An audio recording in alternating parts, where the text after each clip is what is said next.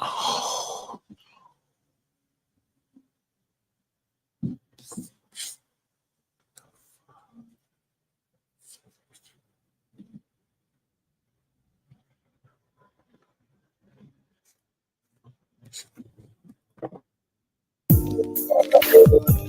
I got to have you, baby. I'm feeling so, baby, can you tell me close? You look like you came to do one thing special. I started on the left, then I had to take him to the right. He was out of breath, but he kept on blessing all right. You tried, and then you just can't fight the feeling inside. You know it, and I can see it in your eyes. You and me, you're smooth as a mother. You're so undercover by the way that you was watching me. The way you look at me, I'm feeling you. I just can't help but try to keep it cool. I can feel it in the beat. When you do those things to me, don't let nothing stop you. Leave me alone. The club is jumping down. I saw your radio. Everybody turn it up. Spicy just like hot sauce. Cute for you, my burn it up. You can do the pop, pop, rag top, don't stop. That's the way you gotta get and make your body rock. Try and admit, but you just can't fight the feeling inside. You know it, 'cause I can see it in your eyes. You and me, smooth as a mother, so undercover by the way that you was watching me. The way you look at me, I'm feeling you. I just can't help but try to keep it cool. Feel it in me. You don't think to me. Bring the alarm. The club is jumping now. So get out. I love the way you vibe with me. Dance with me forever. We can have a good time. Follow me to the beat, to the theater. You and me one-on-one, breaking it down. You can walk away now. We about to turn this place out. It's the kids, they riding big. The one police try to catch riding dirty. In the club before 11 o'clock, like I'm trying to catch it down kinda early. Looking thick, her hair brown and curly. She love the way my ride shining pearly. City boys and she fine and pretty. In the country boys and she fine and pretty. My pockets think it's green as curry. And the ladies know soon as they see my jewelry. Being fresh to death is a crime. I think it's time for me to see the jury. That's they on the grind. Hustle like me is hard to find. I ain't really impressed. That's unless it's about some time. Really no need to call you fine. Know you be hearing that all the time. Watching you do your step. Yep, it's going down. Ooh, the way you look at me, I'm feeling you. I just can't help but try to keep it cool. I can feel it in the beat. When you do those things to me, don't let nothing stop you. Leave me alone. The club is jumping now. So get out. I'm feeling it. I got to have you, baby. I'm feeling it. I got to have you, baby. I can feel it in the beat. When you do those things to me, don't let nothing stop you.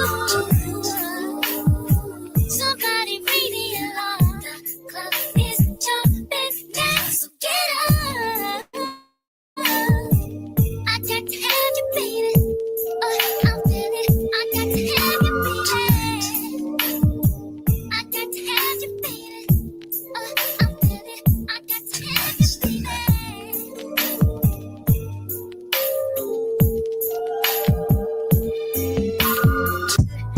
You know who you are. You know I'm gonna keep on looking. You know who you are. You know I'm gonna keep on looking. You know who you are. You know I'm gonna keep on looking. You know who you are. You know I'm gonna keep on looking. You know who you are. You know I'm gonna keep on looking.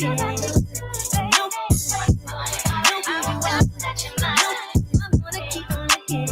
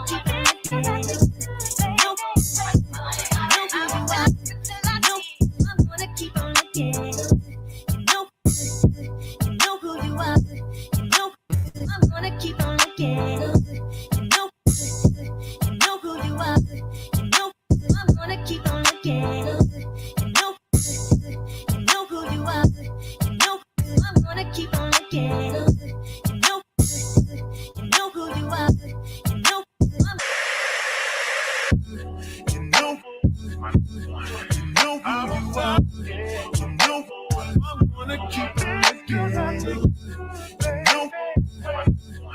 You know I'm gonna keep on looking. You know who you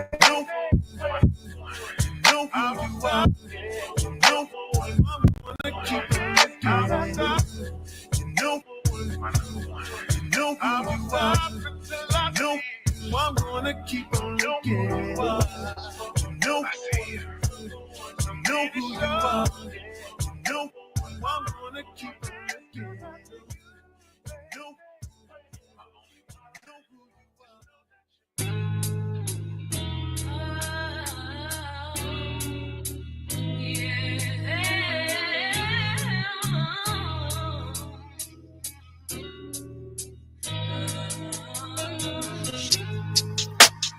I just wanna take you there.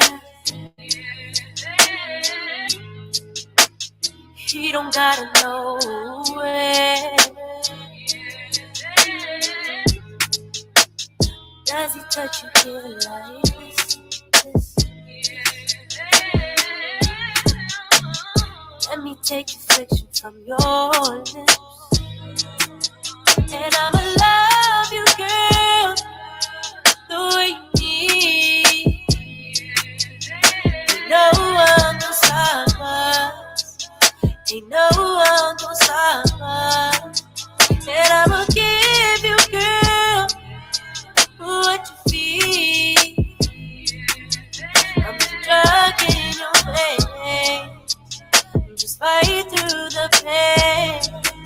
It's what you want. He's what you want. He's what you want. He's what you want.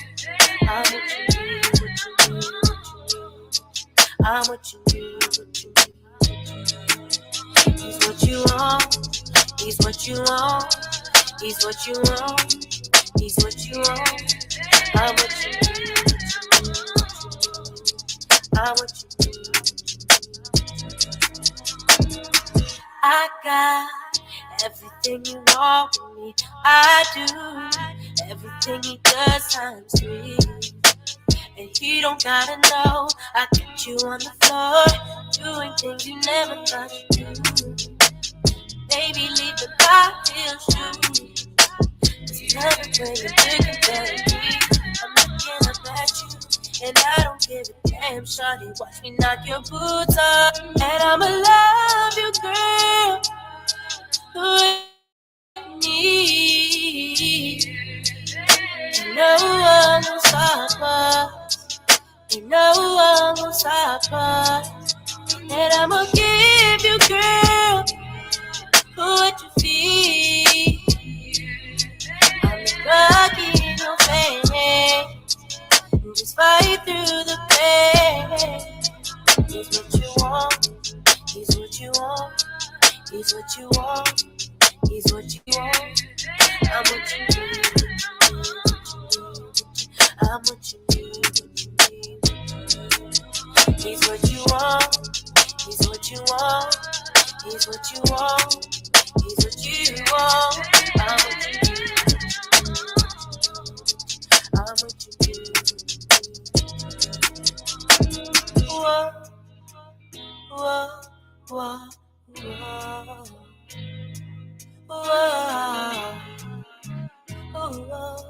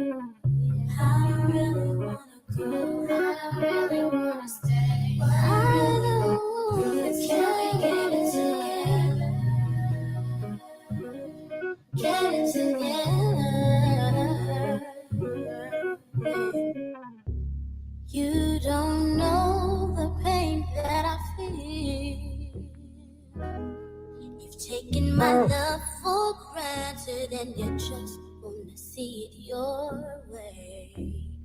Yeah, it's about that time. I'm gonna tell you what's on my mind. I'm fed up with you not being here with me. When you know love is all I need. I don't wanna stay. I really wanna stay. I don't want to go. I really need to know. Can we get it together? Can we get it? Yeah. And I don't wanna. I really wanna go. I don't really wanna stay. Don't want to stay. Get it together. Let's get it together, babe. I can't let go, 'cause being confused just takes control. I hope we can start brand new, 'cause I don't wanna lose you. Oh no. With the love we share, baby, it's all so rare. I'm willing to try and make you see that all you need is here in me. I don't want to stay. I don't want to go. Let me know how you feel. I don't wanna stay. Don't want to go.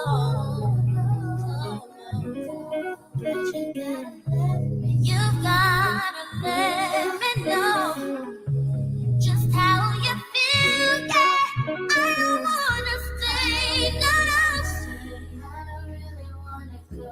And I don't want to go. Get it together. Come on, babe, let's get it together. I really wanna go. I really hope and pray. Can we get it together? Come on, boy. Get it together. Yeah. See, I'm so confused. I just don't know what to do. And I don't understand. No. You know I don't wanna stay. You know I don't wanna go. Baby, please listen to me. I don't wanna. I really wanna stay. Don't wanna go. I really need to know. Can we get it? I hope, I pray, baby.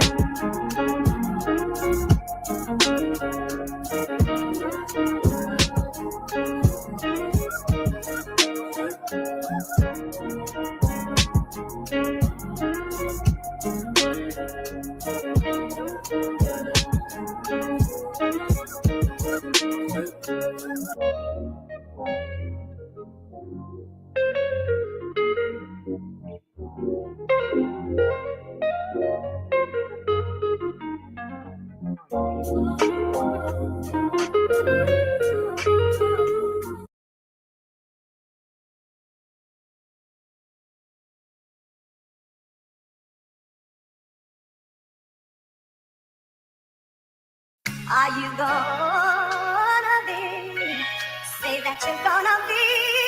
Yeah.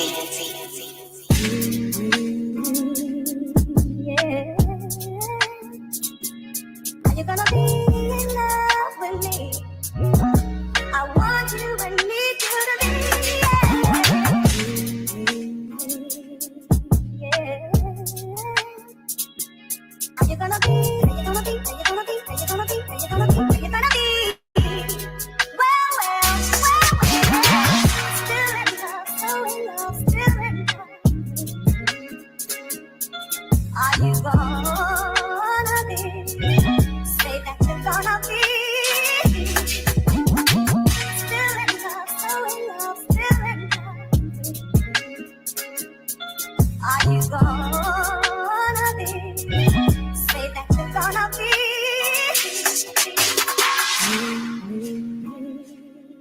Yeah. Are you gonna be in love with me? I want you and need you to be. Yeah. Are you gonna be? Are you gonna be? Are you gonna be? Are you gonna be? Are you gonna be? Are you gonna be? Well, well, well, well. Still in love, so in love, still in love. Are you gonna be? Say that you're gonna be. Still in love, so in love, still in love. Are you gonna be? Say that you're gonna be. Still in love, so in love, still in love. Are you gonna be? Say that you're gonna be. Still in love, so in love, still in love. Are you gonna be? Say that you're gonna be.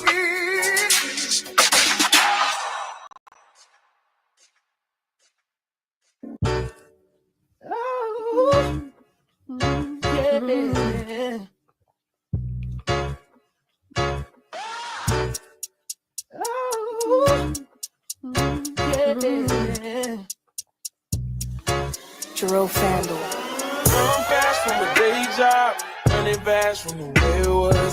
Jump quick to a paycheck, running back to the strip club. I'm never going back, never going back. No, you can't make me. Never going back, never going back. They never take me. I paid enough of petty dues. I put enough of shitty news. I had a thing for dirty shoes since I was 10. Love dirty men alike. Ooh. And today they got today. Ooh, I just take it day by day. Ooh, never hearing what they say. Ooh, I just do it my way. God is these broken clouds. I ain't got no time, just burning their life. Still love, and still love. Still love, and still love, still love, still love, and still love, still love. Nothing but love for you, nothing but love, nothing but love. All that I got, pieces and pages, talking a lot. Sorry, I'm faded. Think I forgot. You love me. You love me. You love me. Gotta shift to 10 a.m. Gotta dip at 10 p.m. Gotta get that cash, won't get past the lunch break. I ain't had a smoke break in about 2 days. No break. Been about 3 years since I dated you. Why you still talking about me like we together? I moved on for the better. You moved on to whoever. I was down for whatever, and then some. You gon' make me late to work again. Ooh, and today they got today. Ooh, I just take it day by day. Ooh, never hearing what they say. Ooh, I just do it my way. God is these broken clouds. I ain't got no time, just burning their life. Still love, you still love, you still love, and still love, still love, still love, still love, still love. How is it going? DJ, cut that music down. Yes. How are you? Listen here. I am so excited to be here on this beautiful day. Oh, yes. Listen here. We've got a great show for you today.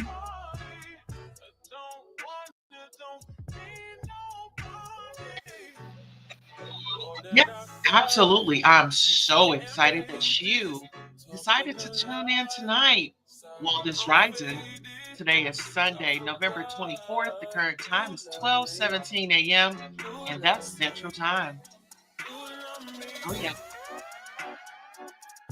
Let us know that you are here. You are rocking out with those butterflies in the chat. Yes. We see Wani11 in the building. Good to see you, my brother. It's always a pleasure to see the Royals in here showing out, you know?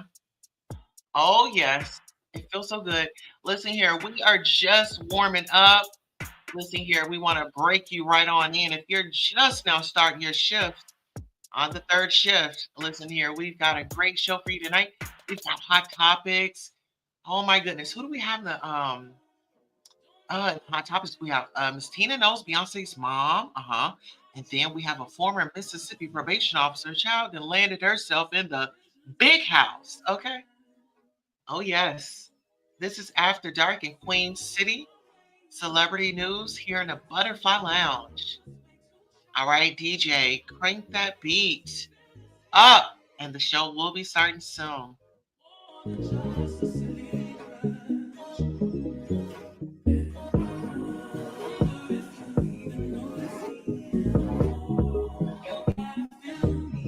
Yes, you guys make sure you bang that like.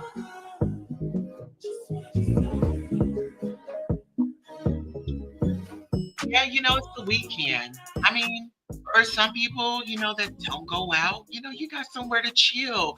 And listen here, if you are just now getting up off that dance floor, you make your way right on up in here. If you're on your way home, listen here, just make it there safely. Uh-huh.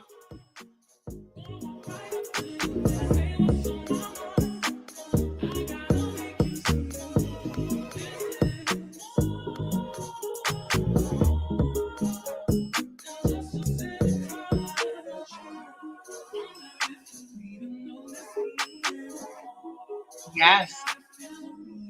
If you are just now flying in, DJ, crank it down just a little bit. Thank you so much for doing this pro bono. Okay, we got a pro bono DJ. Okay, what does that mean, honey? We didn't have to pay him. He offered his services up tonight to us. And we want to thank him. Okay, listen here. Like I said, make sure you are liking, sharing, and subscribing. If you are working an overnight shift, maybe we got you covered. If you are simply just rolling through and just pulling up to relax with the Queen here at the Butterfly Lounge in Queen City, make yourselves comfortable. We do have mocktails in the back. We do have bottles of water floating around. Okay, just ask the nearest royal server for assistance.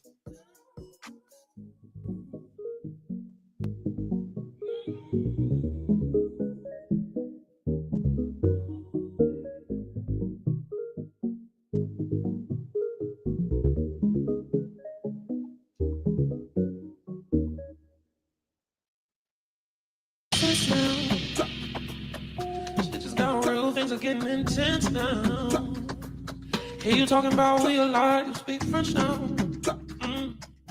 All right, y'all. Let's get up into these topics, child. Listen here. First up on the docket, I think that we should go ahead and go with. Whew, I think that we should go with this former Mississippi woman, child. Yes, probation officer. She was a former probation officer, child. Get into this story. Get into this story. I want y'all to really, really, really pay attention to what's going on, child. Whew. This happened off in Mississippi. Down yonder in Mississippi. Oh, yes. Okay. Let's go ahead and bring that story on up. Okay. So, former Mississippi probation officer pleads guilty to 7 counts of embezzlement. Oh, there she is. Oh, what a perfect shirt. Uh huh. Uh huh. Get into this. This was on November the 21st. It was published 2024 at 1:19 p.m. Central Standard Time. Jackson, Mississippi. A former probation officer has pleaded guilty to 7 counts of embezzlement. Lacosta Lee was accused of receiving court-ordered fines and fees from those on probation and using them for her personal use. Thursday, Lee was sentenced to 20 years, 17 suspended, 3 to serve, and 5 years post-release supervision, and has been ordered to pay $4,313.17 in restitution, $3,000 in fines, and $400 to the victim's compensation form. What are y'all thoughts on that, child? I mean, she sat up there and embezzled the money. These people, thinking that they're doing the right thing and going and paying probation. And the next thing you know, sister girl over here is girl going shopping. You know, Christmas had come a little early for her, didn't it? Uh-huh. Yes. And let me say this, for adult audiences only, must be 18 plus to hang at the Butterfly Lounge. Welcome to Queen City, the Butterfly Lounge. Please subscribe, share, and like. Thank you for your support. So what are your thoughts on this? What if it was your probation officer you want to go pay your money to, and child, she over there swooping up the money for her own selfish situations? You know what I'm saying? I feel like it was a poor way to lose your job, child. You should have looked for another job, or you should have started working overtime if it was really that serious. I don't know. Maybe she had an addiction problem, maybe gambling or something like that. I don't know what the need for her to embezzle the money for, but the people have spoken. Okay. Now let's get into this. Shout out to People Magazine. Yes, ma'am, honey. People Magazine has reported Tina Knowles says Beyonce's Netflix halftime show live broadcast will be glitch free because God is going to be there. Beyonce will perform during the halftime show of the Houston Texans and Baltimore Ravens game, airing live December the 25th on Netflix by Jax Irvin. Published on November the 22nd, 2024, 8:20 Eastern Standard Time. Okay. Yes. What do y'all think before we get up into this article? Do you all think that Beyonce is going to have a no interruption performance, or do you think that there's going to be a glitch like there was on the Mike Tyson fight? You know what? Because I actually thought, I'm like, okay, is it just my, is it just my connection? Is it just my, is it just, is it just my Netflix account? Like we unplugged, took everything out, hold on, what's going on? All right, now listen, get in here. Now, beehives, do not come after me. Netflix's recent live stream, Mike Tyson and Jake Paul boxing match on November the 15th. Now, listen here. Beyonce in the past has been known to, child, the media, okay? Anything for promotion. Do you all think that glitch at Mike Tyson and Jake Paul's live streaming with Netflix was to boost the ratings for Beyonce and the beehives? All right, let's go. How you doing? November 15th faced glitches, leading a Florida man to reportedly file a class action lawsuit alleging breach of contract and deceptive actions. Beyonce's upcoming halftime show at Houston Texans and Baltimore Ravens game on Christmas, which will also air live on service, however, will be glitch free, according to her mom, Tina Knowles. Everything's going to be good. The matriarch author told TMZ this week, God is going to be there. Okay? Listen. What she say? She told TMZ this week, God is going to be there. Okay? Did y'all hear? Do we need to say it one more again? Okay. On November 18th, Beyonce was announced as the halftime show performer for the game at NRG Stadium in her Houston hometown, which will be streamed as part of Netflix's first NFL Christmas game day, in addition to the Kansas City Chiefs and Pittsburgh Steelers game. Upon the live sporting event announcement, some prospective viewers began wondering if Netflix would be able to handle the expectedly high viewership following the glitches during the Tyson Paul match, which more than 100 million people watched worldwide. Ronald Blue, Denton of Florida's Hillsborough County, didn't seem to agree it was successful, as he claimed the experience led to over 100,000 people complaining online about streaming glitches and buffering issues, according to WFLA, a local NBC affiliate. So, what do y'all think about that? And then, guess what? There were stipulations on that fight. There were stipulations on that fight. So it wasn't just, oh, get in there and do your big one and knock them, completely out, get your TKO. No, there were stipulations to that. And a lot of people weren't aware or privy to that information. Okay, now let's keep reading. A few days later, after the Tyson Paul match, ultimately won by Paul, Netflix wrote in on Instagram, Jake Paul versus Mike Tyson makes history with over 108 million live global viewers. The platform noted that the fight was the most streamed global sporting event ever. Oh, okay. NPR reporter, a Netflix spokesperson, said the company is confident about its ability to handle the NFL Christmas game day viewership and working with internet service provider partners to grow its interconnection capabilities. Beyonce's halftime show will likely mark the first live performances of tracks from her Cowboy Carter album. Earlier this month, she earned 11 Grammy nominations for the album and its songs. Listen here, let's get into some of these comments. The truth is that the NFL paid so much money to Netflix before her appearance was announced to the public that God said, don't drag me into this. At their board meeting. Oh, child, the fans are going in.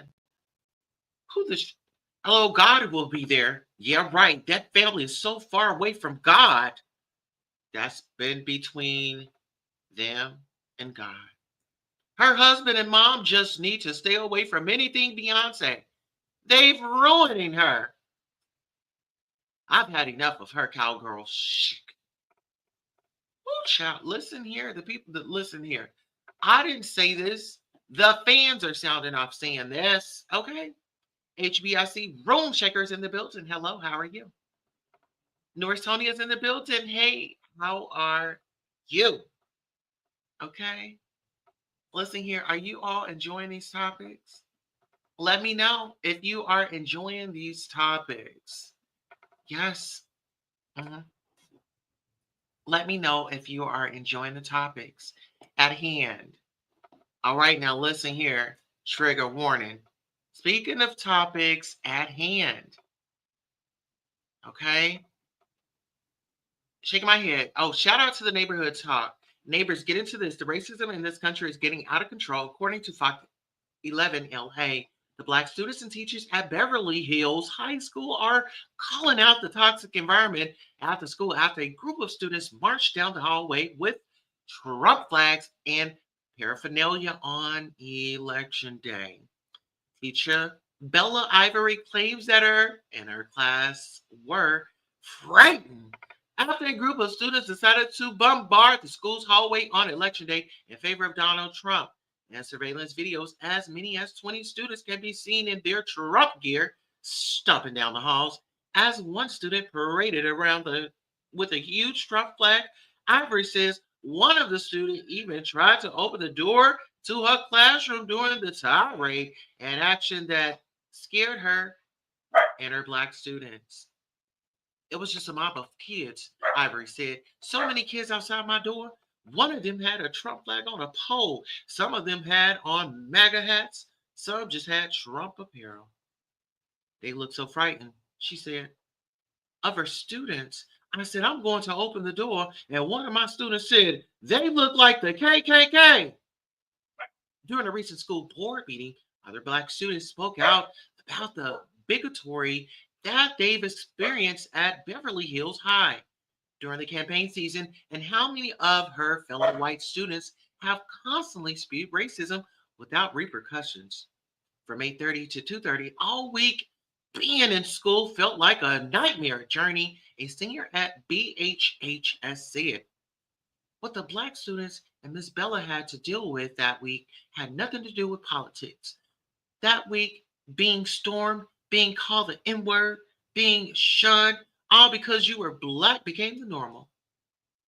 The school says they are deeply disturbed by the actions of the MAGA loving students, and they claim demonstrations such as these will not be tolerated in the future. All right, let's go ahead and get into this this video. Investigations are underway at Beverly Hills High School following claims of racial intimidation. I'm going to tell you how scary it was. This is what Bella Ivory is talking about. She's a fashion teacher at Beverly Hills High School who says on the day of the election, there was a mob going down the hallway. It was just mob of kids, just so many kids outside my door. And they had one had a Trump flag on a pole, on a flagpole. Another, it was just so many of them. Some of them had on MAGA hats.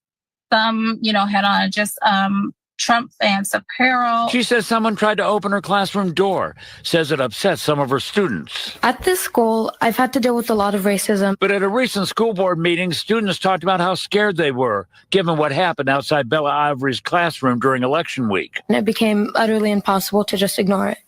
From 8:30 to 2:30 all week, being at school felt like being in a nightmare.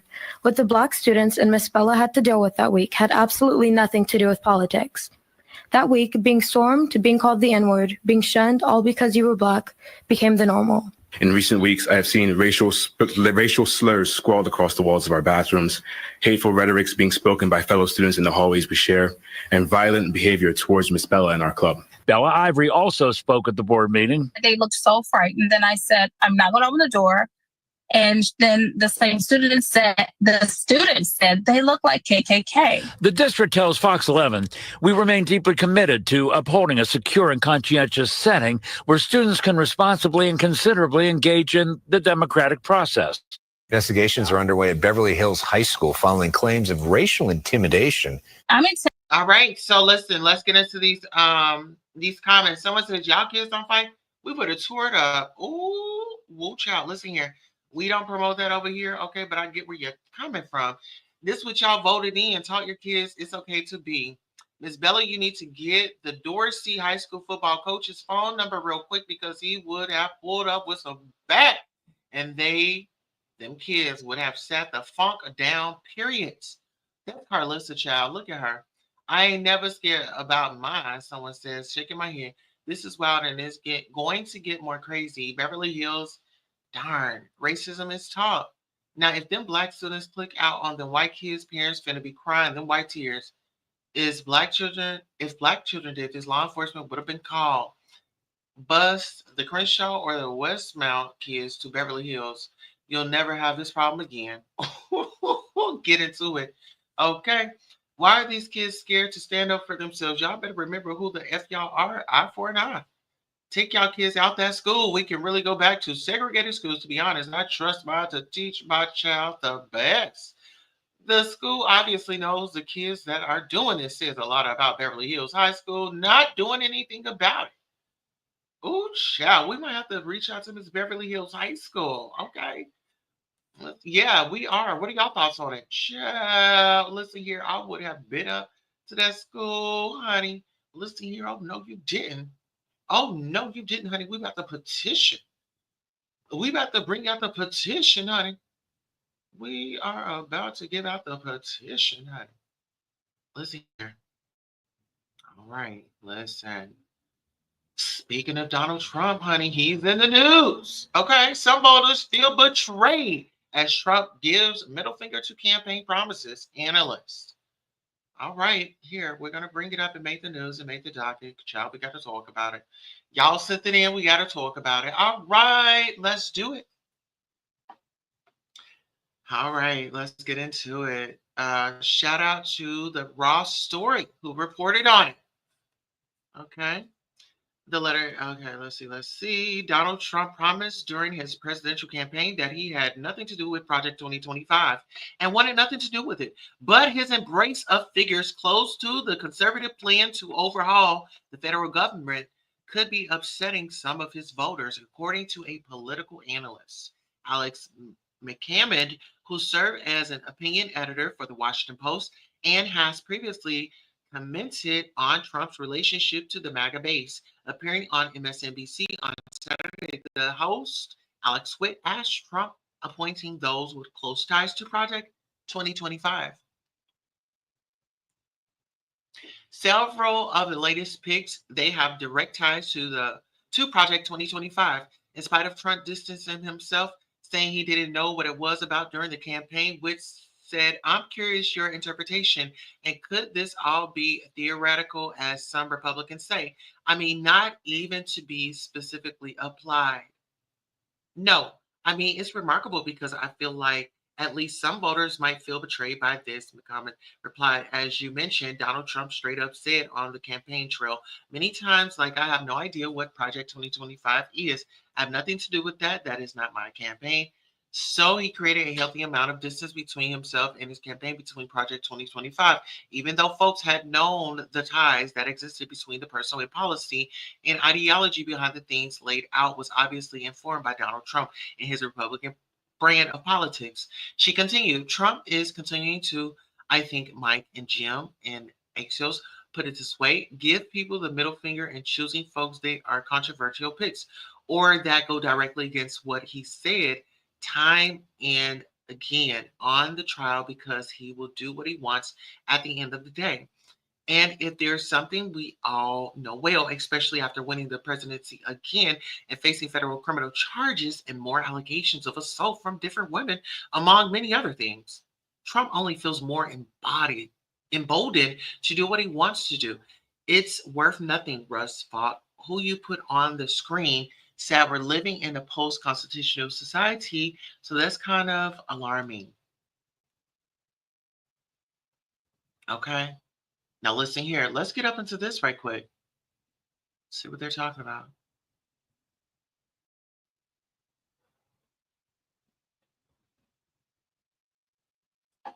All right.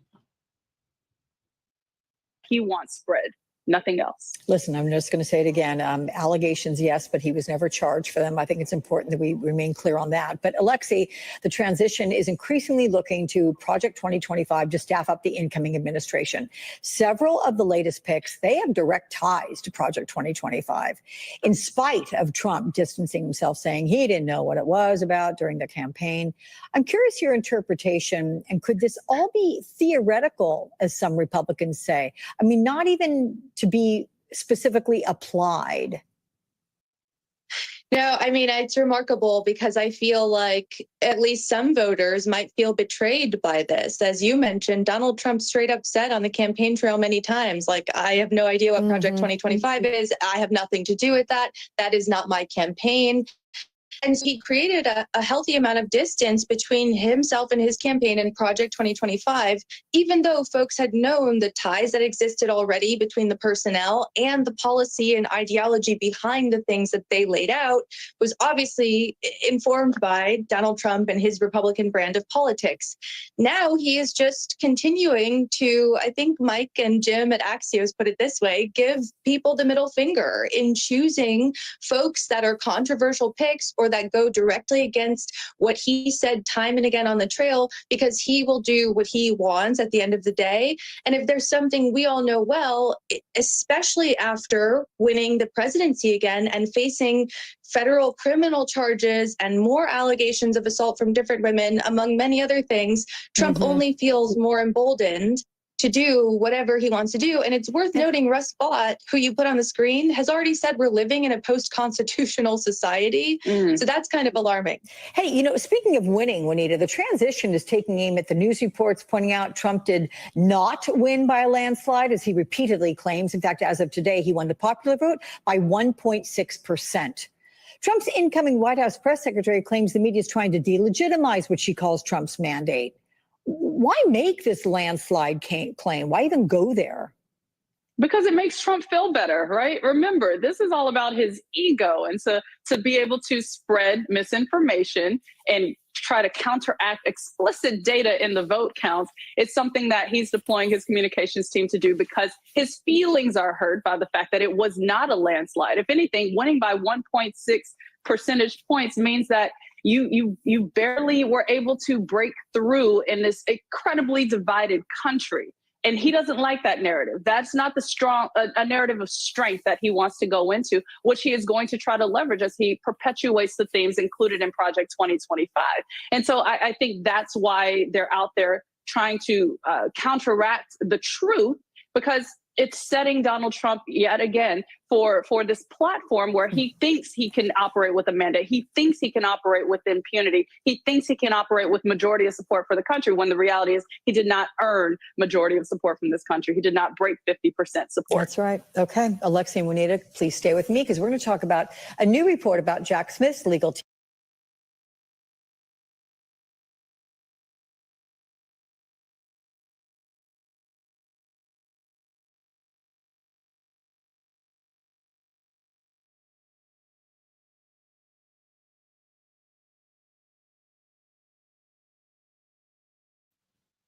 All right, you all. So I believe that we eventually need to get on over to Project 2025. We're going to discuss it. We're going to go over it. We're going to read it. You know, that's something that we most definitely have to do. Now, get into this, since we are still in the courts, right? Young Thug facing AEG lawsuit, child. Listen here, the man just got out. I mean, just got out. You know what I mean? Just got out.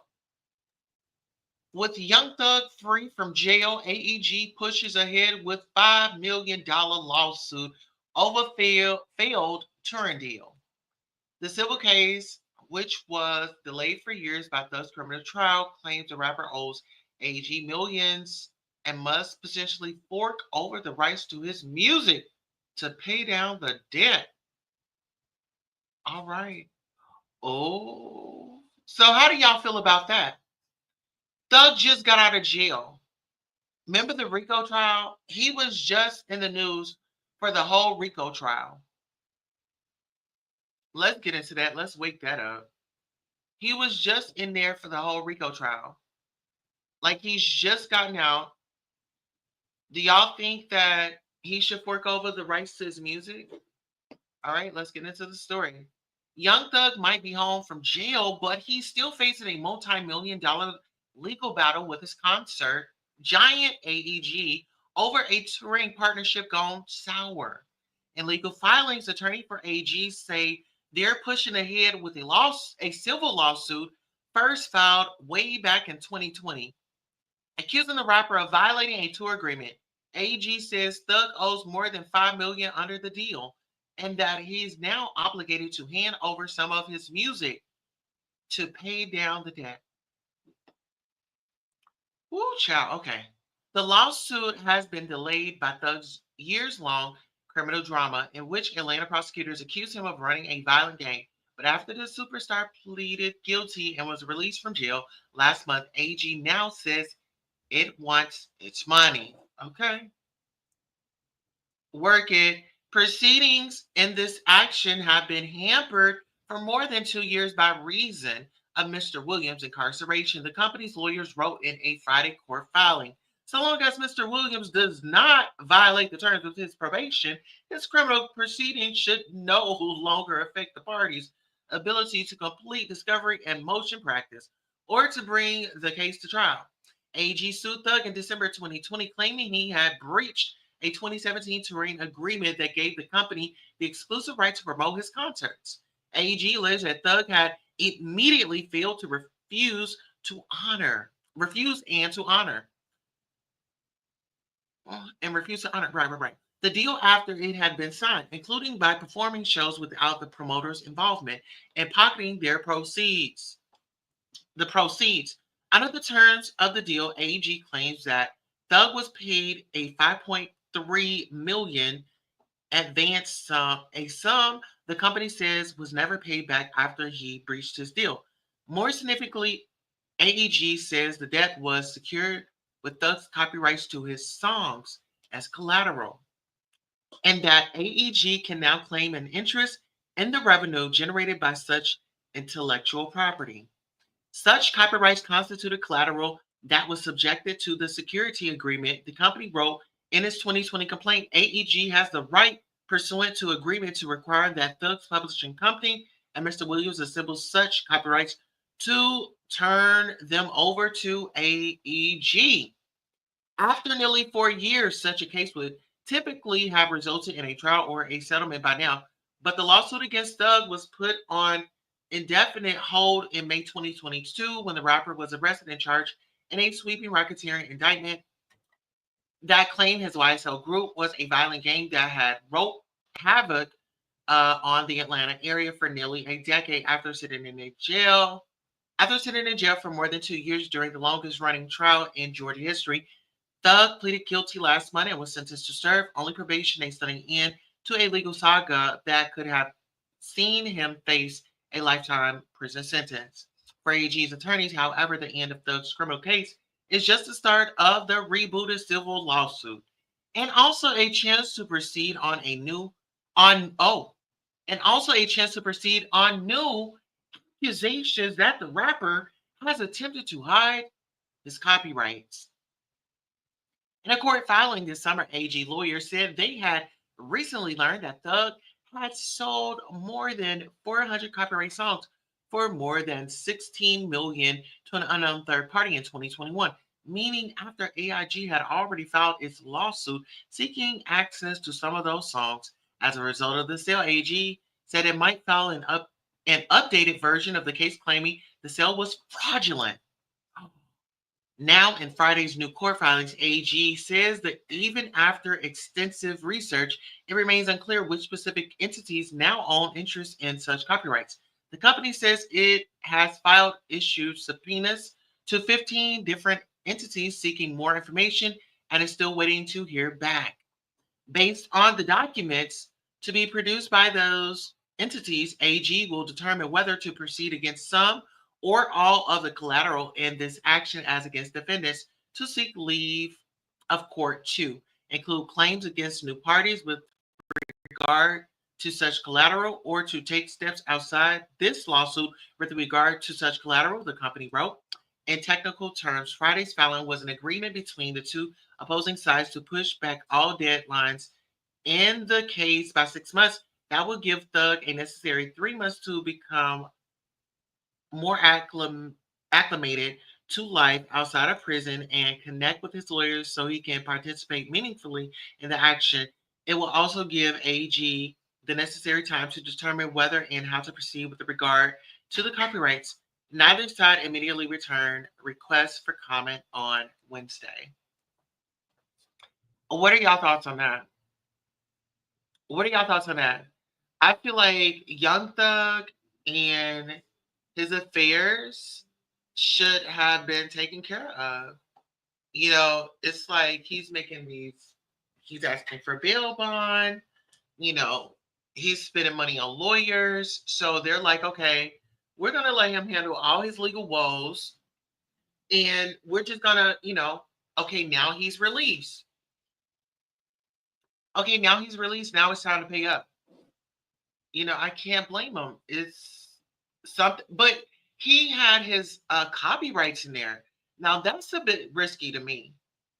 when you have your copyrights to your music and things like that, that becomes a little iffy with me. Like, I don't know about that one. It's like anything could happen. So when you're putting all that up, and it's kind of like you're just signing away your life. I mean, he didn't think that he would be, locked up, but I believe, if he puts out another record, people will stream, people will buy. I mean, I'm not sure. All right, let's get into it. So now on to our other story. Sister wives Cody and Robin pay off $130,000 loan after purchasing massive 2.1 million Arizona home. Okay. Yeah, so they finally paid it off. Mhm. Get into this. Sister wife stars. Okay, give me this. Sister wife star Cody Brown and Robin Brown are making money moves. The couple paid off a massive loan on the heels of purchasing a $2.1 million home in Flagstaff, Arizona. Cody, 55, Robin, 46, were approved for an urgent home loan in 2021 for $130,000 by the Alaska USA Federal Credit Union on their former $1 million, almost $1 million home, according to the U.S. Sun. Time was of the essence, the documents read at the time. The home, originally purchased for $890,000 in August of 2019, was sold on November the 4th following the acceptance of a full cash offer. Since then, the $130,000 loan has been fully paid. As of November the 15th, according to the deed of release and full reconveyance, reconveyance obtained by the U.S. Sun. All right. Shout out to them for paying off their bills. Okay. It's almost Christmas time. The news follows in touch, confirming the couple purchased a new $2.1 million home in Flagstaff, Arizona on October 24th through their trust, Whitestone Trust. The couple made a hefty down payment of $420,000 to secure the 6-bedroom, 7-bath, 7,884 square foot home and took out a loan of $1,680,000 to complete the purchase. According to the warrant deed obtained by InTouch, the large home features an additional guest home, a detached RV garage, and space for 7 cars. All right, living large and take a charge. All right now.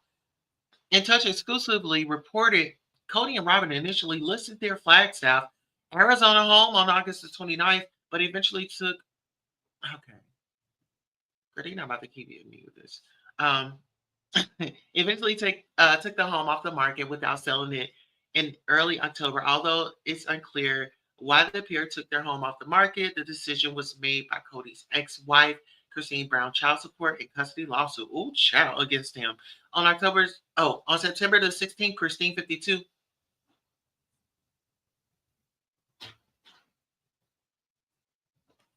Girl, it's the ass for me. It is the ass for me.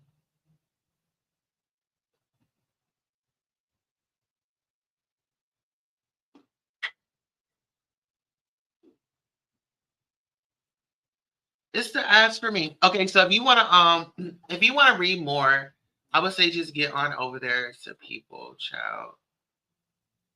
Okay, hold on. Okay, did I hold on, let's see.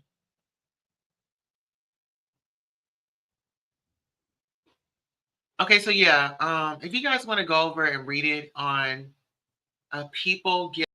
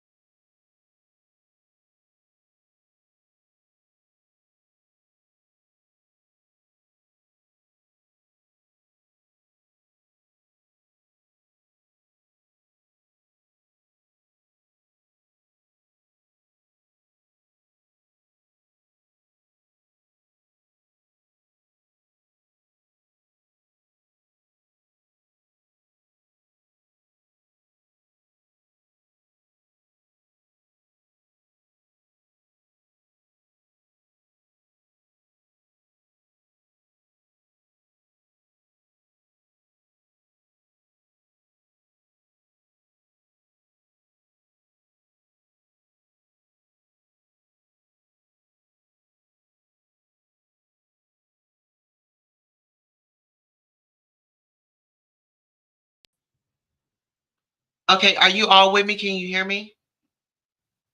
All right, hopefully you all heard that. Let me know if you're still here. Okay. Where is it? So our volume is back. Okay. All right, let's get on over to our next story.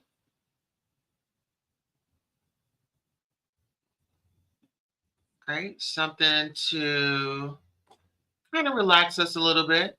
You know, we were just talking about hot topics. So now we're going to go ahead and do this story. Local news: this town tucked away in the Pocono Mountains offers new tastes and experiences all year round. Shout out to CBS News. As the Pocono Mountains continue to offer their seasonal staples, they continue to evolve to offer new experiences throughout the entire year. The more we experience the great outdoors, we also discover the charming towns that the Poconos host. We have come to learn that each community holds its own special qualities.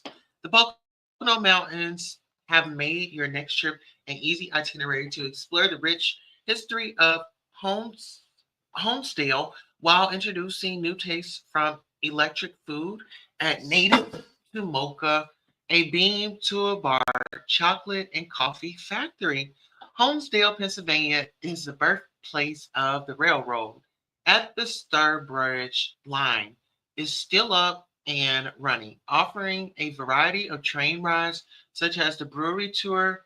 At the dinner train, it will take you along the Lackawaxen River toward Hawley, where you are able to admire the true beauty of nature in every season. And if you look close enough, you may catch wildlife situated in their natural habitats. In addition, if you want to get festive, you can enjoy the Santa Christmas Express, which brings you out to 18 acres where you get to pick your very own Christmas tree. You can visit with Santa and join the fun with their holiday activities. The next exploration is the town of Holmesdale with its shops, eateries, and coffee corners. All right. Well, it sounds like a great place to go. I would visit there one of these days around the year. Says the menu changes seasonally with farm to table dishes. They love the idea of shared plates and have offered that option to their guests. The vibe is very warm, rustic feel, and because they personally indulge in shared plates, they want you to experience as many other flavors and textures as possible. With a full bar, this is a place to sit back and enjoy your night. All right, yes. All right, what do y'all think about that? Would you all visit Pocono Mountains? Would you all visit Pocono Mountains? It's in Pennsylvania.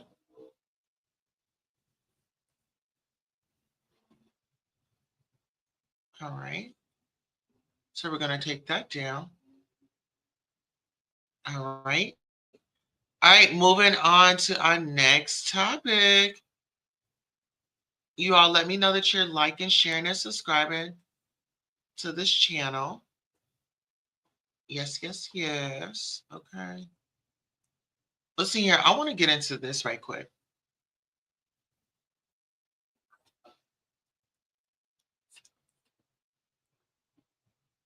Okay, so this next article, this guy said prison was so much fun. He said it was like going to Disneyland.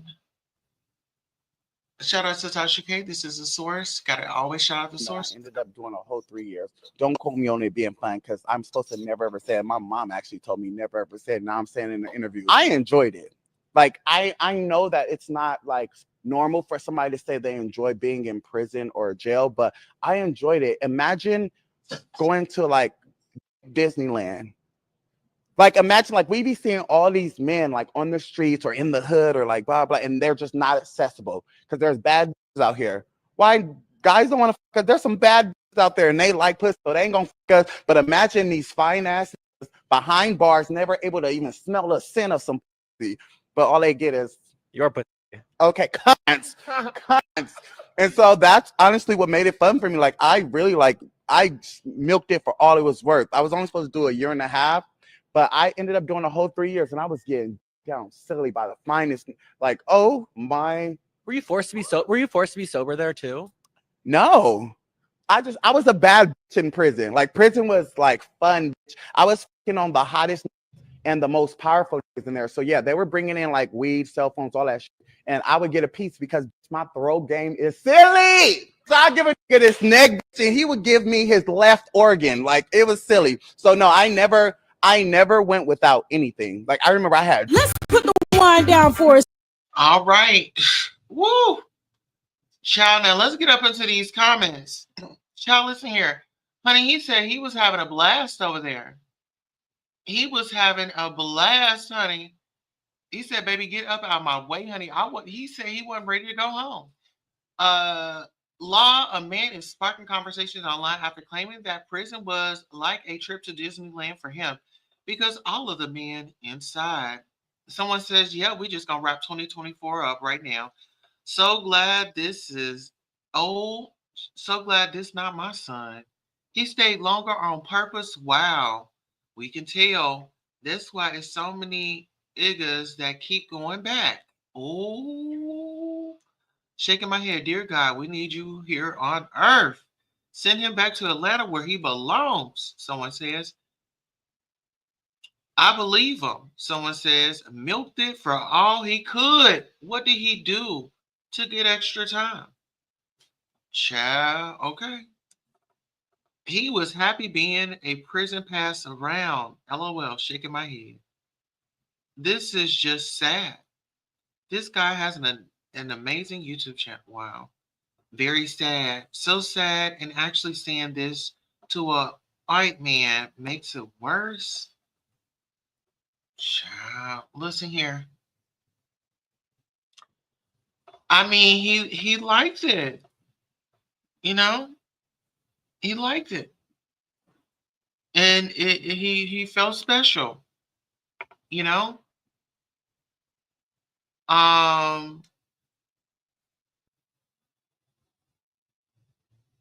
don't know. Really, I don't know, y'all. Okay, so listen here. So speaking of that, being outed, someone talking about the game. Okay. Listen here. Khalid. Okay. Hopefully I pronounced his name right. He was outed.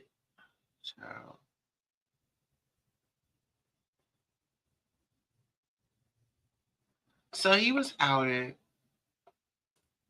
Khalid addresses his sexuality on social media after recently being outed. Shout out to the Shade Room for reporting it. Singer-songwriter Khalid addresses his sexuality on social media after being outed from a previous relationship via X. The artist confirms his sexuality and says that he has no shame. Okay, listen here. Listen here. Okay, so hold on. What was the text? So right here, you'll say, he put the rainbow flag. There y'all go. Next topic, please. LOL. So this dude named Hugo D. Alamonte says, I was dating this dumb blank singer. He ugly ass blank. He tried to set me up and lie and say I broke into his house because I broke up with him. Like, why would I go to your house and do all that if I broke up with you, dumb blank? That's a photo of him. Blank, blank, lied and said that I broke into his house because I didn't want him.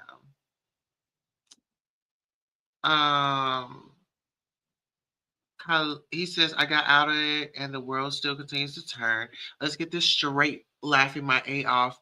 I am not ashamed of my sexuality. It says, in reality, it ain't nobody's business, but I'm okay with me. Love y'all. Wait, hope Mr. Khaled isn't Jeesh. I am, and that's okay, he says. All right, so the fans are jumping out saying, whoa, whoa, whoa, whoa, whoa. You done led me on. You done led me on. You done led me on. You done led me on. Do y'all feel like do y'all think that these musicians are leading the people on? Do y'all think that, yes, he said he is. Yeah. Yes, Norris, he confirmed. He said he is. Do y'all believe that the R&B, the artists and industry, do you think that they should let the people know if they are a part of the LGBTQIA plus community, or if they, are curious about, the community or the activities, you know, I say, be yourself. See, and this is the thing. If you just be yourself from the jump, when somebody feel like they got a piece of tea, it's like it does nothing for them. It goes nowhere. It has no power. It holds no weight. You feel me? Oh, hold on. Let's read into these comments. I forgot to get up into these comments. Y'all know we love the comment section. So someone says, I always thought he wasn't hiding in the closet. Dude is wrong for exposing him though. That's what's up. But who got the good parlays this weekend? Oh, child, duh, unnecessary. Next. I thought, never mind. Can y'all give us something else to talk about? Baby, I don't want to see no homophobic comments. It's his life, not ours. Don't hate when something backfires in your face. 2024, that's his choice. But he did lie on old dude though. Oh, I could tell by his harmonies he didn't like women. You see how easy that was, me? Oh, child, come on. Come on. Y'all thought he was straight? Oh, come on now. Get into it. How you do it? We love him regardless. We love him regardless. We love you regardless. You still got a place over here. Norris Tony says Khaled has the right to his privacy. It's his decision if he wants to talk about his sexuality. Absolutely. That is true. And you know what? He dealt with the guy, and from observation, it seems like the guy was trying to go after Cloud, like, ooh, boom, boom, boom. And it's like Khaled was waiting, like, I was waiting on you at the door. What a big relief, because when you really think about it, like you said, is your life, your privacy, your business. But you just got to be careful who you lay down with, you know? That could have turned into like he could have called him on the phone, and maybe ranted out instead of just hopping online and running to the people to give it up. Now, listen here. Get into this. What a powerful decision. When we speak about powerful decisions, Cat Williams reportedly buys former Alabama military base to launch movie studio. Yes. Okay, before we move on to this story, the loser got out at Khaled because he wants attention and clout. Absolutely. Absolutely. It was over. And you know what? Some people, they just can't take rejection. It's like there's always going to be somebody new. When you're in that type of business, when you got those type of funds,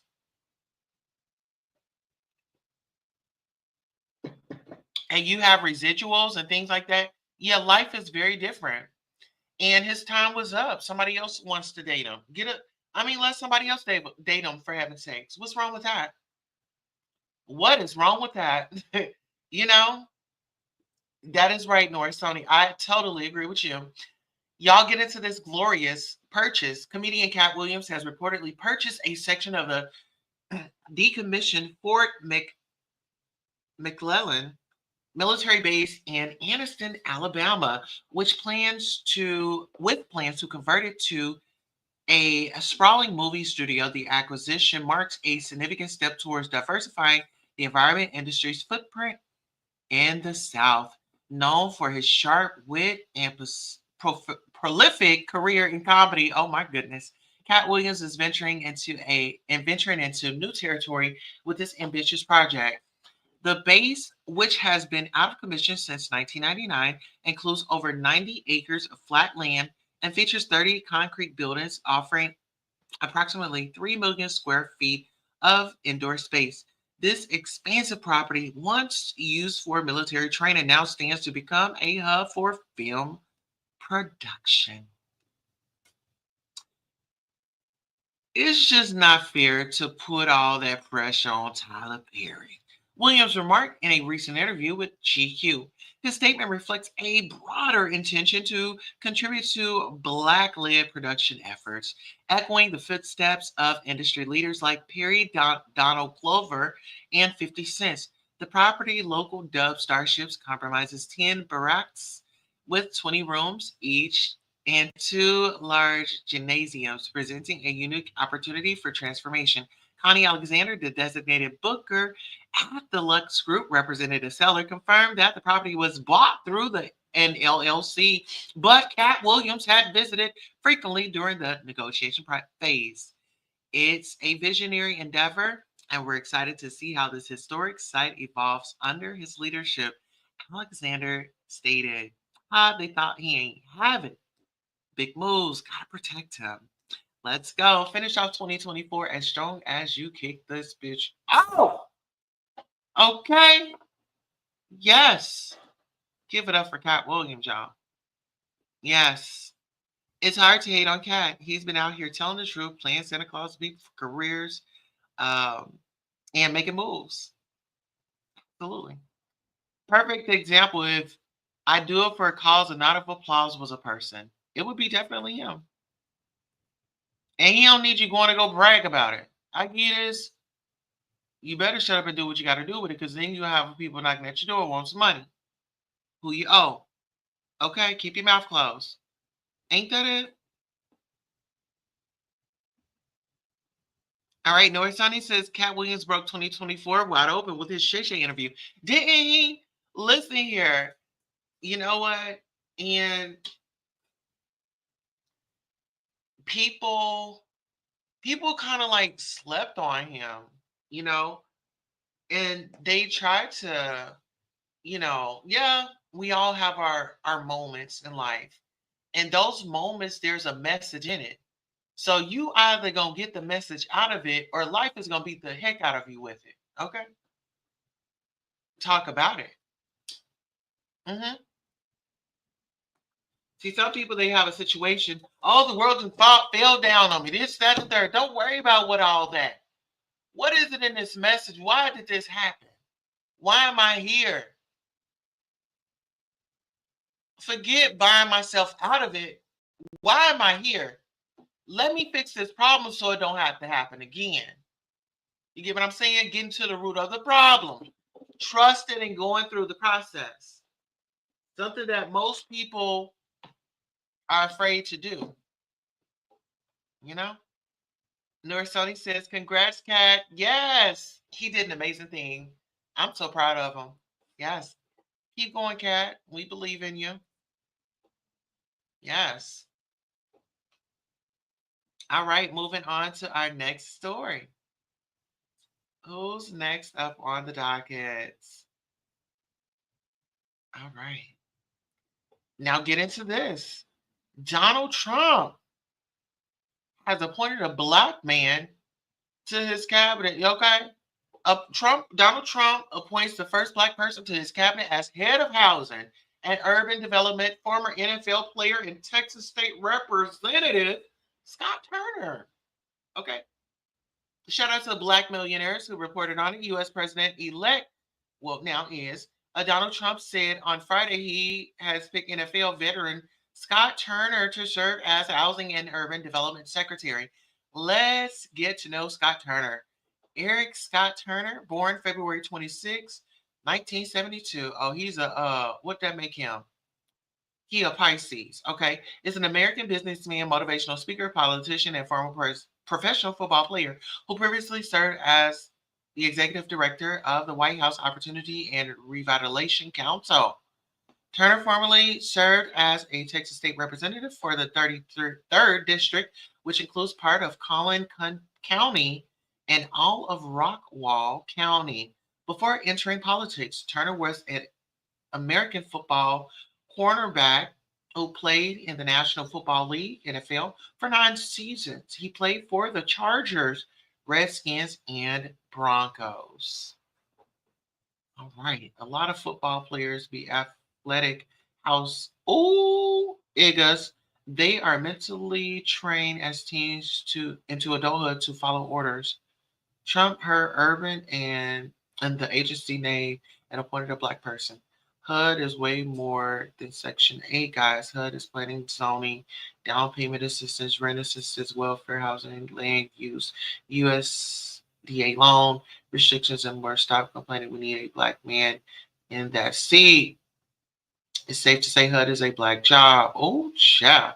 Trump said, his mom was on Section 8, so I know he knows all about it. He's a good for the job. He's the best. You know what, the people in the comments, listen, they spare nobody, okay? Listen, they spare nobody. Y'all gotta listen here. Finally, Tangerine puts a black person on his team. Child, they said that was a black job. They said, well, you better go and get your black job. Okay. Come on now. All right. Congratulations to Eric Scott Turner. Mm-hmm. Yes. Isn't that his name? Eric Scott Turner? Uh-huh. Eric Scott Turner. Uh-huh. So why they call him Scott Turner? Why you gonna go by Eric? Do we need to look into him? Does he always? Oh, okay. All right, let's move on to our next topic, child. Who's next on the docket? All right. Oh, okay. Hold on.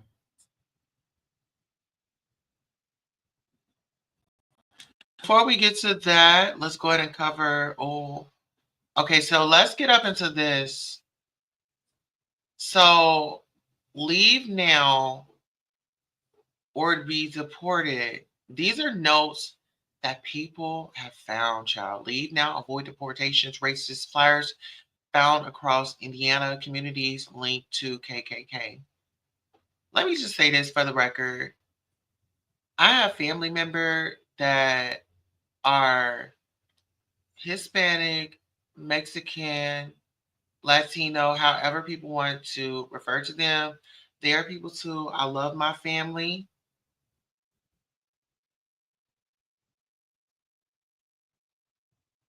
It's just like, I don't know, just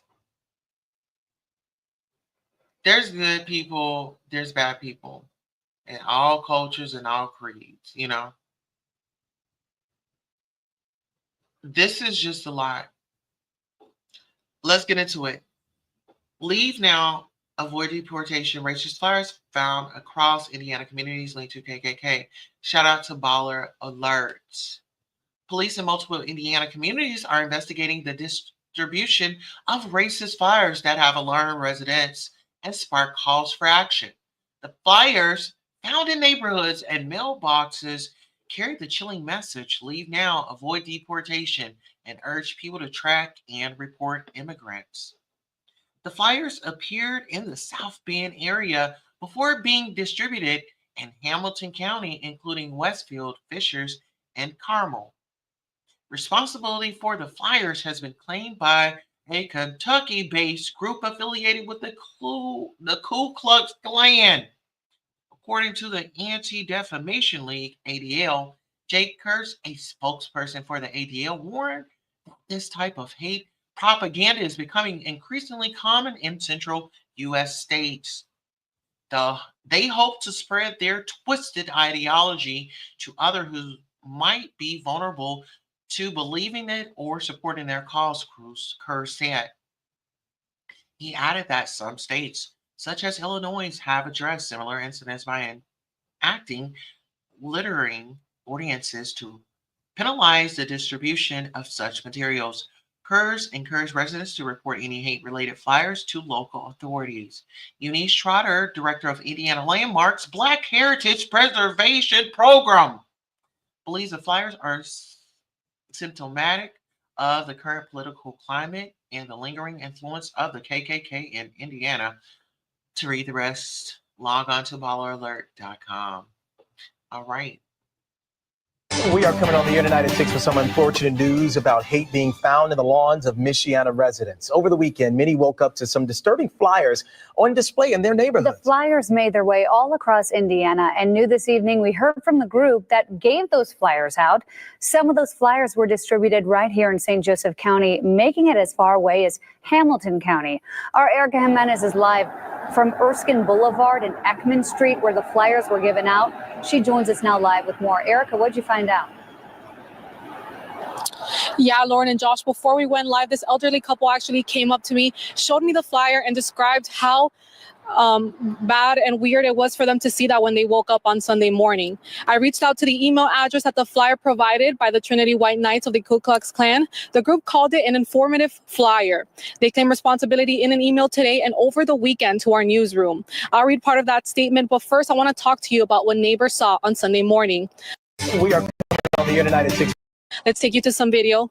The flyers were placed on lawns, doorsteps, and cars. The flyer on your screen stated a mass deportation would take place January 20th, 2025. It encouraged migrants to, quote, leave now to avoid deportation, and even asked other community members to monitor and report them. This has many people on edge, especially with the current political climate, which is what the group mentioned to 16 News Now via email, saying how the American people have spoken following the elections. The group goes on to say, current situations, migrants are fleeing in droves to small towns like Springfield, Ohio, to bigger cities. We can only assure they are fleeing from Logansport, South Bend, Fort Wayne, and elsewhere. South Bend Mayor Mueller is also responding tonight, saying in part, these flyers are disturbing and repulsive. Hate groups like this have no place in our city and should not be given any platform to spread and amplify their hate further. South Bend is a welcoming community. We will continue to celebrate our rich diversity and build an inclusive city for all residents. We also spoke. Let's take you to some video with neighbors in Goshen who say this has no place in their community. Our neighbors, everyone was just horrified that these kind of flyers would be left out in our neighborhood, because this is definitely not what our neighborhood is about. And anyone who spends any time in our neighborhood knows that we care about each other as neighbors. We look out for each other. Doesn't matter where somebody's from, what they look like, what language they speak. We're all part of this neighborhood together, and we take care of each other. We're also hearing from the mayor of Goshen, who said, quote, Goshen stands united against any form of discrimination, intimidation, or harassment. The group also said in an email to 16 News Now that residents can expect another flyer in the near future. Okay, Erica Jimenez reporting on a very disturbing story.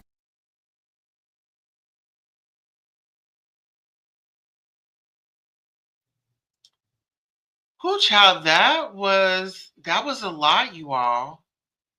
That was a lot. You know, it's like in our communities, like we have people in our communities.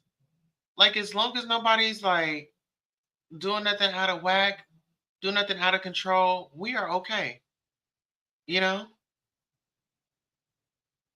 But we don't know what goes on behind closed doors, you know? So just always be aware of what's going on. It don't matter what people are. You don't know. Just remember back, I forgot when, but that man, he had found that lady alive and she was missing for so many years. And you know, we gotta be aware in our communities, you know. Just keep your eyes and your eyes and ears open, you know. All right, so moving right along to this next story. All right, so Georgia courts grants Portia Williams. Portia didn't got her win up in the courts, child. Listen. Portia Pooh. Georgia court grants Portia Williams permission and unrestricted right to film and produce television in her marital home shared with Simon Gubadia. Shout out to the Bravo Shade Room. According to documents obtained by U.S. Weekly, a Georgia court in Fulton County awarded Portia Williams temporary sole and exclusive possession, use, and occupancy of her and Gubadia's shared residence. The order included permission for Williams to have the unrestricted right to film and produce television, film, or social media content on the premises. The docs also stated that Gubadia, 60, shall execute any and all documents necessary to facilitate. Gubadia and Williams have been at odds since the reality star filed for divorce in February after 15 months of marriage. This isn't Williams' first legal win in her divorce. I'm not a Portia fan, but I'm glad Simon met his match and is getting humble right now after what he did to his previous wife. Isn't this a little too late? I thought they stopped filming. Leave them in house goodness. Oh, he about to go on a week rant. Oh, child. Love to see Portia winning at life. This is giving broke girl go get your own house. Who fights this hard for a house you can only live in for 24 months? It's giving bomb. I think it's giving hate. Why y'all mad? Okay. Y'all slow. It's in her prenuptial agreement that he signed and agreed on that if they were to divorce, she stays in the home. Y'all slow butts and Simon are the only ones that are mad. She definitely learned from the Cordell situation. Boom! Let's wrap this up, please. I could not see myself fighting that hard for material things. I guess this is why Simon filed the frivolous ED. Winning marital. This explains the defamation lawsuit Simon is trying to file. Her and Kim said it's squatter season. They ain't budging. Listen here. Portia does not have to budge. Okay. Shout out to her for actually learning something. And I got to give it up to her because she was in a tizzy with Cordell. Remember, she was put out, honey. Mother definitely learned. Mother definitely learned. Okay. So shout out to Portia for her win. All right, let's get into it. What's the next story on the topic, on the docket? All right, where are we going? All right, so get into this. Y'all know Diddy is right back in the news. Child, he's right back in the news. And he's got another accuser. Well, allegedly, I heard on the streets that he was going to be going up for bond on Monday. So I will do my best in covering that. I don't want to make no promises, you all. I'm going to do my best to cover that story. Shout out to our friends over at the Neighborhood Talk. Another woman has come forward in Cassie's defense amid Diddy trying to downplay the video of him physically assaulting her. Thoughts? We do not condone violence. Okay, so Diddy's former chef says she's disgusted that he's claiming the Cassie video was edited. There were worse beatings. Oh, Jordan Shaitan says, seeing Cassie be re-victimized in the press on the blogs through the disingenuous apology throughout the past year, over and over again, has been truly disgusting to see. I cannot, in good conscience, remain silent. He was physically abusing her for a long time. These are facts. To say that the video was edited, knowing there were worse beatings, is truly sick. It's unconscionable. I have shown Cassie support privately on my stories and in other ways. Today I felt it long overdue to show my support on my main page as publicly as I can. I'm using my platform to stand up for her. I stand with Cassie and all the domestic violence victims, survivors, and those no longer with us. Thank you so much. Okay, those that are no longer with us, because people sometimes forget about the ones that are not with us. You know what I'm saying? Okay, let's get into it. Y'all remember this? Another bail attempt. Diddy says prosecutors edited Cassie's surveillance to make him look dangerous. Says he never threw a vase, only the contents of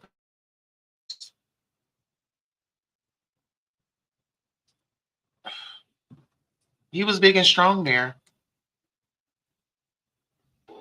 Someone says, don't start that why you don't say nothing. He would have whooped her on her too. That man blew up cars, people cars. She considered to help him. Okay. I truly believe she and all the others that knew and witnessed his horrific abuse were petrified of this monster. His reach and connections made people really fear ever going against him. That's why so many, both victims and enablers, had to not report it or say anything. He definitely would not stop at anything. And people knew that. Very scary, but he also felt invincible too. And a monster was created. Just wonder if because the feds come on and took his notes. What? Come on and took his notes. Was that a setup so he gets out of it and no big names are out of it and the celebs on the tapes are paying off victims? On the TikTok panel, they said Snoop is on the tapes. The dad from Family Matters is at a freak off doing the deed with Diddy. Then something to do with J Lo and a bottle at the freak off allegedly. Oh, somebody there got the tea, honey. Let them support her. Some women don't get support; they get blamed and talked about. Y'all also have to take account that Cassie was staying. I'm sure she wanted to help her, but in those situations, what can you really do? I'm glad she's speaking out now because back then it didn't have as much weight as it does now. Thank you. He right where he belonged now. Is this the chef he literally put out the house? She probably scared her damn self in addition to being bound to an NDA as an employee. I wish folks would stop asking people why wait so long when there are obvious answers out there, one being NDAs. Does anyone here really believe that if she'd gone to the police, they would have not only blackballed her, but made her fear for her life? Be for real. 1 minute, we all know how dangerous and above the law he's being, but now it's another swarm of responsibility. Thank you so much. It's like people need to wake up. Like the man was dangerous. He has so many connections.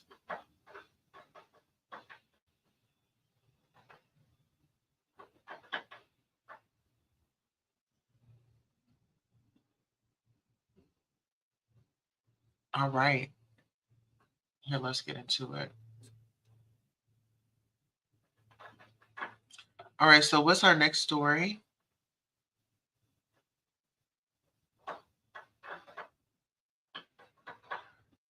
Okay, so this was 1 day ago. It was edited, and this is going to be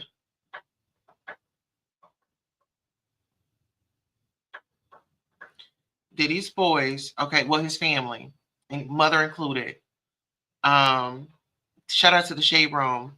The Combs family was in full attendance in support of Diddy's third attempt at bail. This attempt is to renew his efforts of being released on a $50 million bail via as trafficking and racketeering charges. According to Fox News, the judge hasn't made a decision and asked both parties involved to submit documents by Monday. All right, let's go. Oh. Okay, so I guess we can look at the photos first. So look at Christian. And those are the twins, Delilah and is it James? Thank God. You know what? I'm actually proud of her.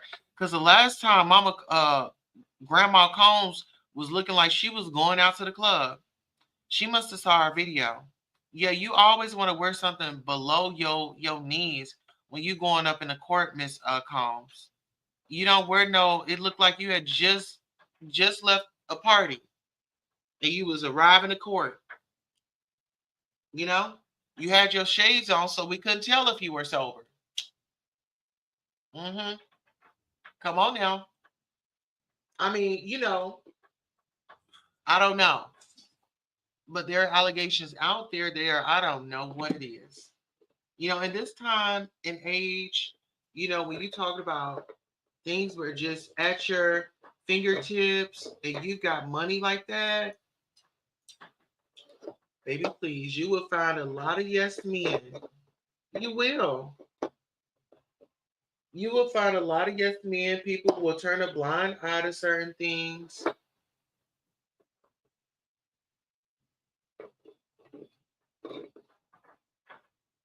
Absolutely. All right, so let's go ahead and get up into this. Let's get into this video.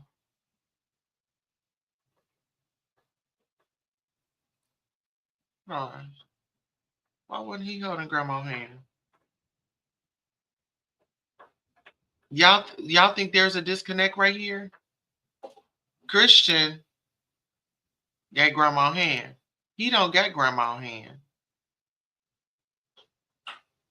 Did they get into an argument in the Sprinter? Was there an argument before? Everybody kind of look. Was there an argument in the car before?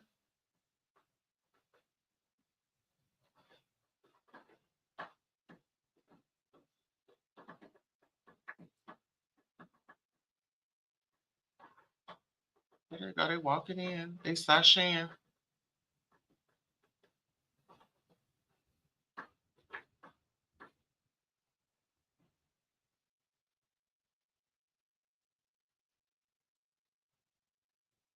It's something about that Christian Combs child.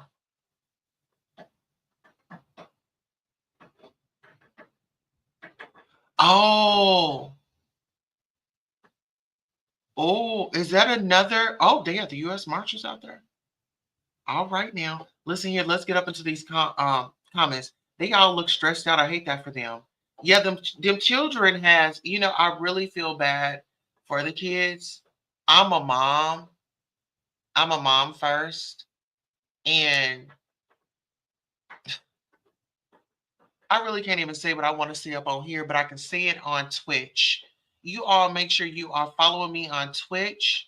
Over there, I could, be more boisterous, in my opinions and things like that. Make sure you all are following me on Twitch. I did put the link in here earlier.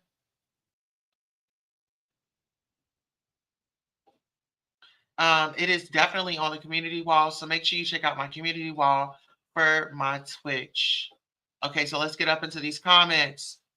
See what your actions can do. Got your children running in and out of the courtrooms. His old lady meek there in spirit. Oh, somebody said his family only behaving that way because he got all the money. Oh, child. He isn't ever getting out. Stop the circus. I absolutely love how they are sticking together as a family, holding Diddy and each other up. Family. Regardless of what you think about the man, this is how every family should be. One thing about Diddy Mama is going to have is a blonde wig, no matter the decade. You know what? I'm not about to play with them. How long they gonna dress alike? Oh, child.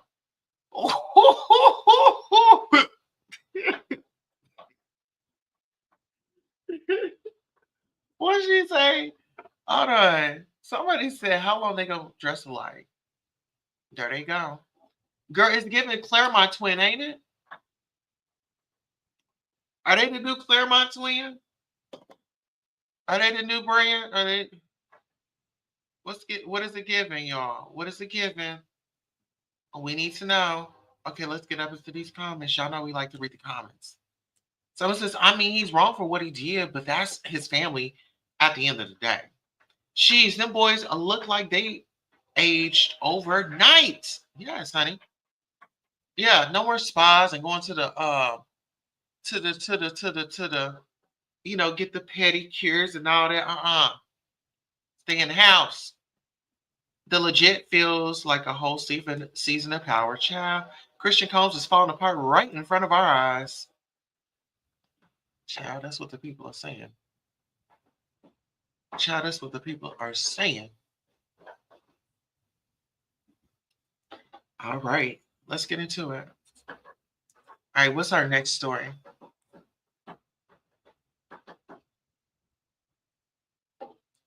So, our next story is going to be, let's see, what do we got coming up? Okay, oh my goodness. Okay, get into this. Ladies and gentlemen, brace yourselves, trigger warning. So this lady right here decided to encourage her man, yeah. Okay, here we go. Virginia woman pushed husband to poke and disembowel pizza shop worker over messing up her order. Shout out to Eric J. Street News. Whew. A Virginia woman has been accused of pushing her husband to stab and disembowel a pizza shop worker because of a botched order. Catherine Natasha Harper, 45, allegedly told her husband Corey Trey Lane Harper, 47, both from Chesapeake, Virginia, to handle the situation. After she got into a heated argument with a 24-year-old employee at a mod pizza in Norfolk on Sunday, authorities said the incident unfolded when Catherine Harper accused the employee of messing up her order. She then sent her husband to the restaurant where he allegedly stabbed the unnamed victim several times, slicing his torso and exposing his intestines, according to court records. The couple then allegedly fled the scene, and Norfolk police responded to the pizza joint to find the employee suffering from multiple stab wounds. He was rushed to the hospital for a treatment. The couple was arrested and charged with conspiracy to commit a malicious assault. Corey Harper faces additional charges of assault and brandishing a firearm. The Harpers appeared in court on Monday and are now being held without bond in Norfolk City Jail. My Pizza expresses its dismay at the incident in a statement to Wavy, saying, "We are dismayed to hear what had happened in our restaurant. Please understand this is an active investigation. We are cooperating with the local police." Oh, my goodness. You know what? Some people just ain't got no self-control. Some people just don't have no self-control. You need to learn to learn how to control yourself. Someone says the fact he went along with it instead of telling her it's not worth it. Let's just get a refund since the order is not correct. Oh, child. She should receive the same charges as him. He did what he wanted to. They both crazy. I bet they have kids, and now their kids has lost both of their their appearance. No Thanksgiving, no Christmas. Over pizza, bro, pizza. This can't be true. Like, what the hell? Demons truly walk amongst us every damn day. A life sentence over $20 pizza and is nasty work. Damn shame you told your husband to stab someone over pizza. Darn lady, what's wrong with this world? Their combined IQs must be 70. All this because of missing pepperoni. Oh, you know what? Oh my goodness. That's deep. That's deep right there.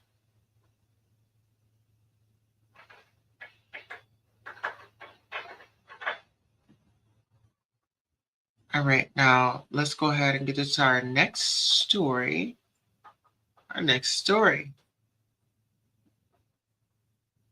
Shout out to our friends over at It's On Site. Kanye West hit with the lawsuit, y'all. Yep, he's been hit with a lawsuit by former America's Next Top Model contestant Jen Ann. It's On Site. Model Jen Ann is suing Kanye West and Universal Music Group for alleged gender-motivated violence, as reported by TMZ. Jen Ann, who was a contestant on Cycle 13 of America's Next Top Model, has filed a federal lawsuit against West. She claims that during a video shoot in 2010, Kanye singled her out from a group of girls, and things took a horrible turn. "Give me the Asian girl," she claims he said. The shoot was for LaRock's and for the Kill music video. According to documents obtained by TMZ, West picked Jen because of her revealing lingerie, telling her, "That's why I chose you." During the filming, Jen claims that Kanye began to strangle her with both hands and then smothered her face with his hands. He then, you know what, rammed several fingers down her throat, continuously moved them in and out, and gagged her to immaculate forced oral, as the lawsuit claims. Jennifer says this lasted for over a minute. She said, Ye screamed, "This is a..."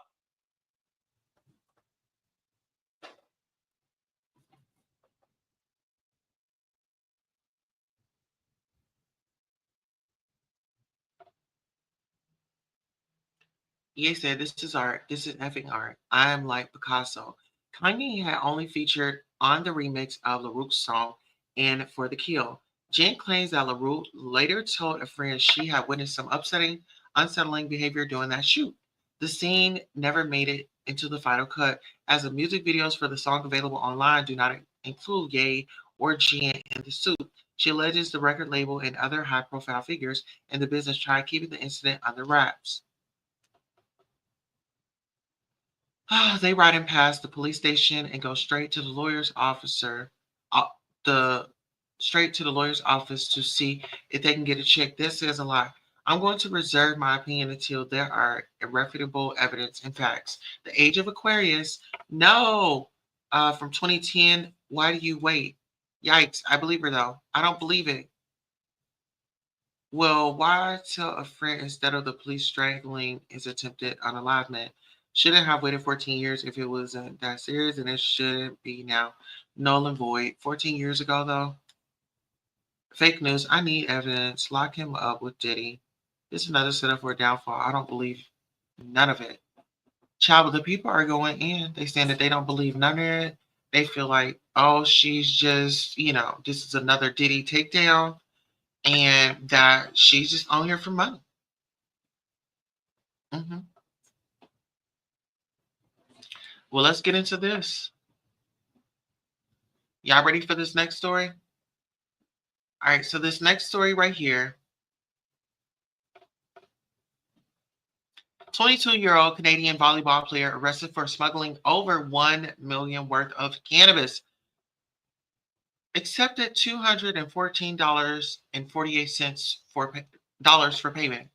Its on site says Raquel Powell, a 22-year-old professional volleyball player from Toronto, Canada, was arrested at Heathrow Airport on September the 20th, 2024, for attempting to smuggle 19 kilograms of cannabis into the UK. Powell admitted to being paid 30 Canadian dollars, $214.48 to carry the suitcase containing the drugs.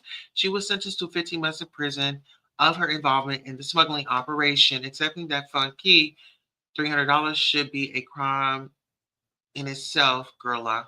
Child. Huh? Ain't no way for $200. What the flying F? Nisi didn't let one of those no good slap suckers rob her blind. I'm sure he was pretending to be her man. That's what they do. Act like they want to be with you to get you to do things either for free or for a little of nothing. It's a song choice, child.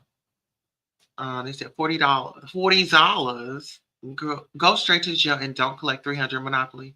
That expression is the exact one she needs to have because, girl, $214 with an extra 48 cents, you going down as the biggest crash out ever for this one. That was a lot. That was a lot. I mean, like, girl, I don't know, not feeling that. You need to do something more productive with your time. Somebody like, where was her people? Where was her people? All right, let's get into it. This is going to be our last story of the evening, child.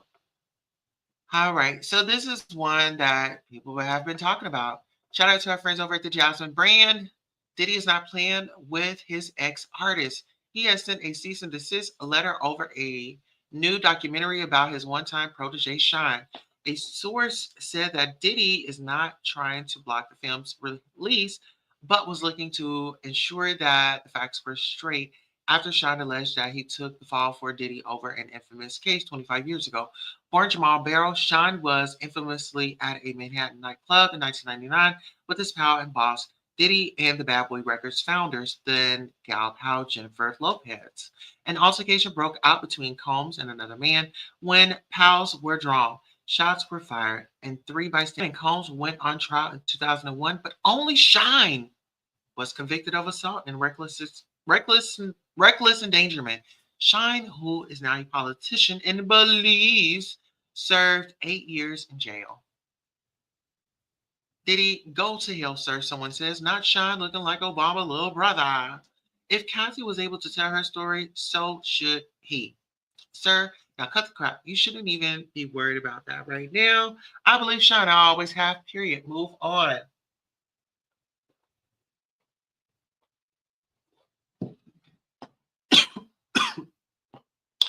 All right. This is the last thing you need to be worried about, Diddy. Oh, y'all, hold on.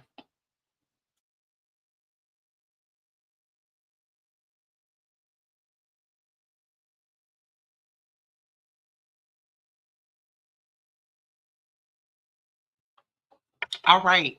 So yeah, the comments, they are really going in. The last thing you need to be worried about, Diddy, you can tell that man he can't tell his story. The F. Well, listen here. We have come to the end of our broadcast. I definitely want to thank you, and you. Until next time, so long.